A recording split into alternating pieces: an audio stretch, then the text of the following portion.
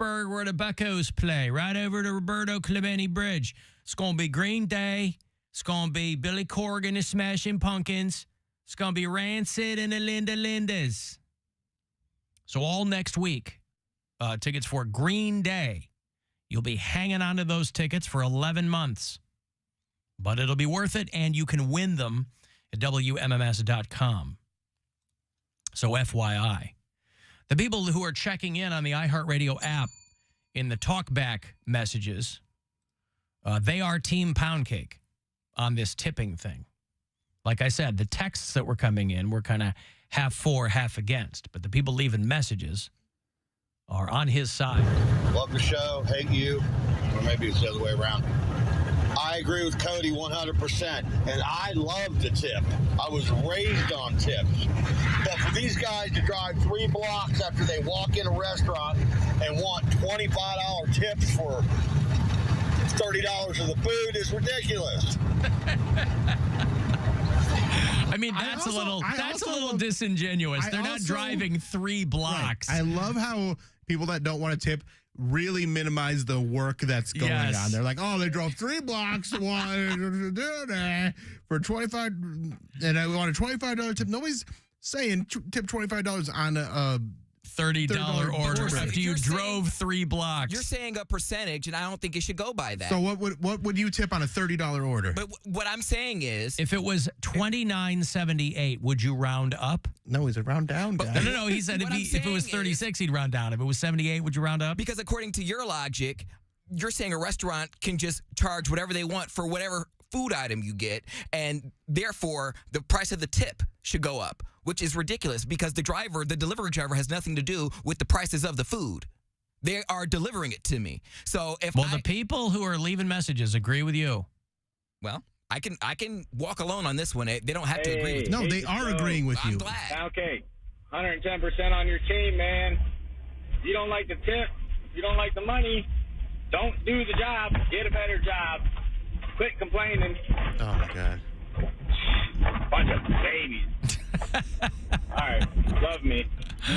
Get a better job. I love the get a better job people, too. By the way, I don't know anyone who has ever done this as their only job, right? Like you work during the day, if you're lucky, and then they're driving at night. It's a side hustle, and I will say rarely. I don't think I've ever really ordered one item off of, because that is a waste. I do understand that it's expensive to deliver the food and whatever the company charges. So I wouldn't order just a cup of coffee and that's, $6 and then another $6 for the delivery and then tip $1. I wouldn't do that. So I would get something else, and then therefore you're at least getting $2. I've never tipped under $2. Poundcake's argument is very similar though to the complaint that people have about companies like Walmart and Target, these companies that don't pay their people enough to get benefits and things like that, because we end up paying for that. People who are on food stamps and things. So he's talking about, hey, these companies should pay people more. So he's absolutely correct about that. I agree with that. I think companies should pay more. I think everybody should be able to make a living wage. I want you guys to say, okay, what do we want us to say? So you're telling me you buy one item. You say you get a nice steaming fajita bowl from a restaurant. It's $40. You mean to tell me you order that one item and it's getting delivered to your house? You mean to tell me you're going to give 20%? Well, it's a terrible example. I'm not ordering no $40 fajita bowl, and I'm very excited about this. No, this is going to be a really good fajita bowl. 20% to the driver because they got it has nothing to do with the price of the restaurant. Yes. Okay. Well, then you guys, because it costs them a lot of money to do that gig. I'm not going to stand there and yell at the guy for bringing you. Hey, you should get a better job. Yeah, get a better job. I'm yelling at him for that. You don't want to do this? Then don't do it. No, I'm going to tip 20% at least on that Listen, order. you should tip whatever you want to tip. I would tip something, but I can't. I'm not going to do if that's the case. Like Bill said, people who don't want to tip will always come up with a reason. Tipping culture's out of hand. That's not what we're talking about. We're not talking about pulling up to the Starbucks window and they're practically busking for tips. We're not talking about that.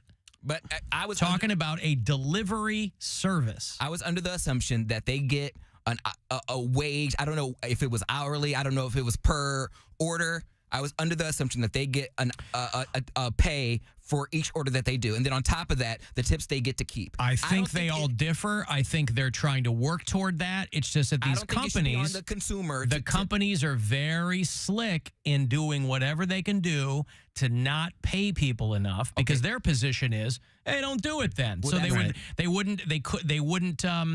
they wouldn't call them employees, right? They were contracted, whatever. Sure. So they don't cover their gas. They don't cover the maintenance company. on the car, all that stuff. That's the And company, I look at and I'm the consumer. I look at the people. Because a company like Uber, still not in the black. As long as it's been around, it still bleeds money. So these companies are like, yeah, the business model was great when we were awash in venture cash to get it up and running, but then that kind of goes away because nobody sees returns. And then the business model is exposed for one giant house of cards that it is. I just think that's unrealistic. People, if you're waiting on me, I see the labor in that. I think it's just human nature. You see someone who's waiting on you, they're bringing you stuff. I understand why you would tip in that scenario. I'm not even saying you're wrong. Having multiple orders and it's half a mile away from my house and you're dropping it off, I can't see necessarily the labor in that. I don't think that's worth 15, 20, 30%. I don't see that. I will tip you. Hi guys, it's Megan from Grafton, and I drive for Uber Eats and DoorDash, and it's not how much you order, it's how far the driver has to go. I won't take an order unless it's $1 per mile because that's gas I'm wasting and time. So the only time it matters how much you're getting is if you're getting groceries. But it definitely, like a lot of us drivers, we take into consideration how far we have to go. And that's what most of us do because it got cut off there. But anyway, there you go. All those people agree with you. Thank you. Appreciate People that. who I'm drive, just not people who... I'm generous is I guess what it comes down to. And not everybody is able to do that. But again, the point reverts back to people who can't. Well, no, maybe don't do the delivery thing. I would say I would never do that. The only time I could think of that I order the furthest order I think I've probably ever done was Chick-fil-A. And because the nearest one to me will be Rocky River. Sometimes Rocky River is closed or it doesn't show up on the app. So then it goes to North Olmsted. That I could understand. And sometimes it does take a little longer for someone to accept that. And I would, and normally I don't get Chick-fil-A that often on Uber Eats because it is hella expensive and it takes a long time to get to me. I get like multiple sandwiches. So you get like a $4 or $5 tip. I don't think that's bad. Call me cheap, but I don't think that's bad. How long is like a long time to wait for someone to accept the order? I don't know. I was like maybe 5 or 10 minutes. You know, like sometimes you'll order Uber for a ride and it'll say a car's coming and then they just drop off the map. They're like, oh, they decided not to. Yeah. You know, that happens with the food too, yeah, because it's the regular drivers who are also delivering food. And also, I never really complain. People have forgotten my orders, or not forgotten my orders, but like forgotten items. That's not on the driver. That's. I'm sure they're very busy, or Chick-fil-A forgot it or something. I may get a refund, but I'm never mad. They still get their tip regardless. And then I don't know. I never complain about how long something takes. You know, it might take an hour and a half. Sorry, your order's pushed back because we're busier than usual. I believe that. So I get it. It may be cold, but that's the convenience of it. Like you're not in charge of getting the food to you. That's someone else's job. So if it's cold, heat it up or don't order delivery. Warm it up, Chris. I'm about to. Okay. Alan, a family of 5, McDonald's, $55, Texas Roadhouse, 140, same distance. Why would I tip more for the exact same trip? I don't think whatever. Again, but if you had that, why would you even order delivery to begin with? Just pick it up. Yeah. That you're giving a lot of trust to that driver because they are going to miss items. Right. You're going to be mad. Okay, let me give you $1,000 here. It is a chance for you to grab a bit of cash from the Buzzard Bookie. Listen closely and good luck. This is your chance to bet with the Buzzard Bookie and win $1,000 now. Enter this nationwide keyword at WMMS.com. Grand. That's grand. Enter it now at WMMS.com. I got to talk to comedian Greg Fitzsimmons a little earlier today. Always like catching up with him. Fitz Dog, he's in a movie. It's called The Road Dog, kind of a fictionalized account of a road comic. And so I got more than 6 but fewer than 10 minutes with him this morning. More than 6 but fewer than 10 minutes with somebody on the phone. Is this the great Alan Cox? How are you, man? You can't see me, can you? I don't know. Can you see me? Hey, there I am. There you are. Nice to see you, man. You're my final interview, which I'm glad about because I think you're my favorite DJ in America. Would you say that you're saving the best for last? I didn't arrange it. It just worked out this way. How are you? I'm good. I got up at 5:30 in the morning, and we've been going straight through every 10 minutes with another city. So I'm well oiled. I'm ready. You seem to be a guy who has it all, Gregory. You've got a beautiful family. You've got a flourishing career. You're in films and television. Are you a star yet of stage as well as screen? My only stage work was I did a one-man show in New York back in the 90s.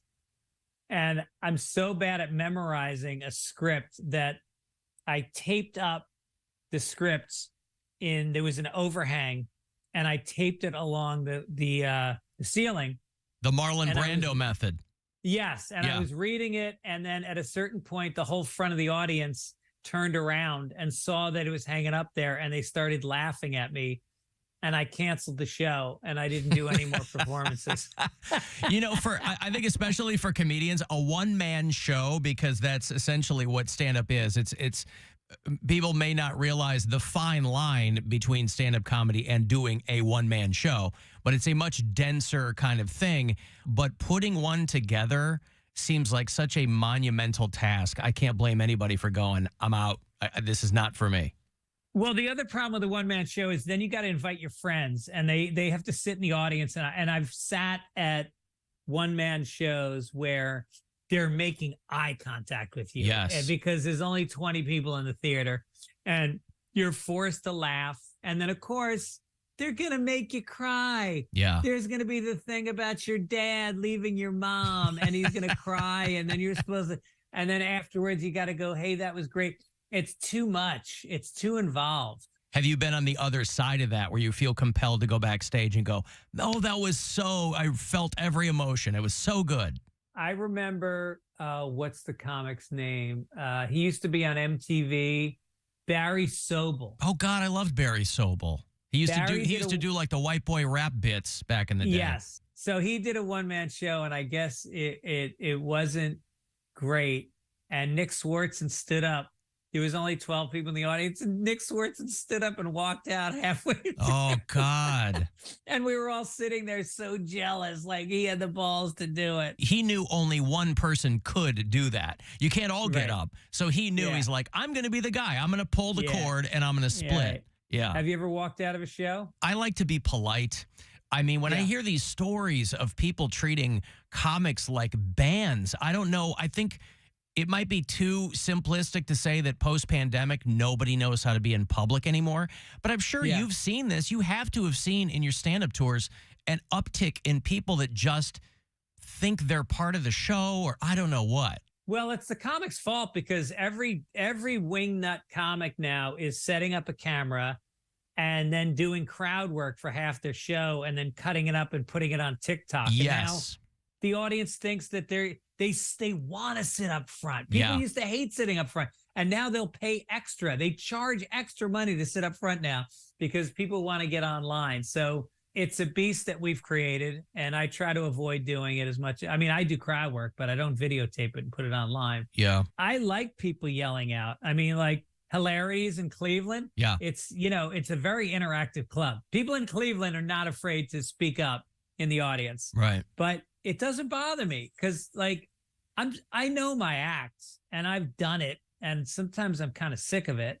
And if I have the opportunity to interact with people, as long as it's coming from a good place, then I think it's great. So talk about the road dog here. I mean, that something like that would dovetail nicely into a movie about There have been multiple films trying to encapsulate the experience of being a stand-up comic. You go back to Punchline with Tom Hanks. There was one years ago called The Comedian with Robert De Niro. They never nail it, and it's because it's not comics making it. Yeah, Greg Gelina, who is the director, is a comic who's done it forever, and we were given a lot of license to improv when we did it, and I think that gave it a very organic feel. Like Doug has such a BS detector that he wouldn't do anything that didn't feel right. And so Doug Stanhope, who's the main guy in this. Yeah. And so so I think it came out, and I think it showed a part of comedy that I think a lot of these other shows about comedians have been city comics. Like, I wrote on that show Crashing with Pete Holmes. And we really focused mostly on him doing gigs in the city and running around to different shows and being around other comics.